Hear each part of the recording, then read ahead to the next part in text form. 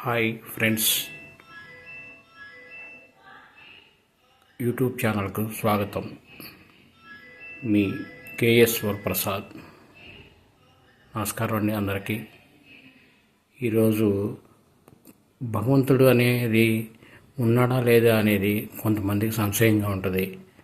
దాని గురించి నా అనుభవంగా చిన్న విశ్లేషణ.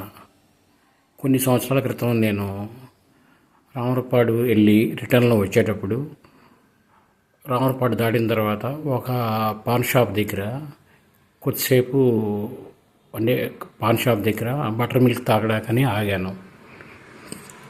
పక్కన కొంత దూరంలో బస్ స్టాప్ ఉంది. కొద్ది దూరంలో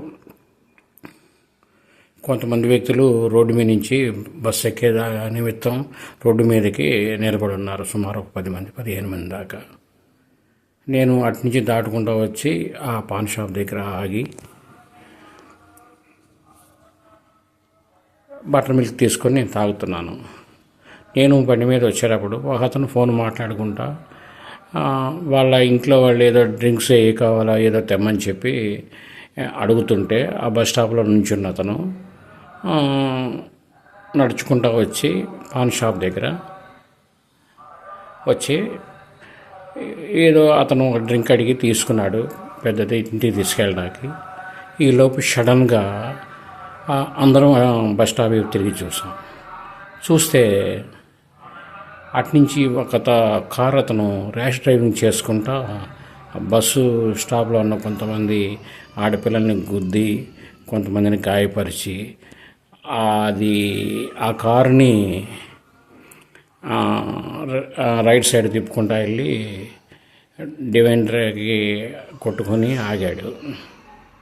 కొంతమంది వ్యక్తులు చనిపోయారు అక్కడ, కొంతమంది గాయాలైనాయి. నా పక్కన డ్రింక్ కొనుక్కోడానికి వచ్చిన అతను నా మొహం చూశాడు. ఏంటండి అన్న.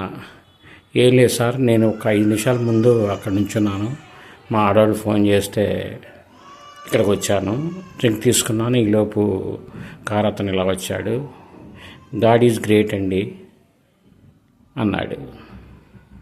అప్పుడు నాకు అనిపించింది మనసులో, మనం మానవులందరం మనకి ఎంతో ప్రాణాన్ని మీదకి వస్తే కానీ దేవుడు గొప్పోడని ఒప్పుకోము. కరెక్టే కదా.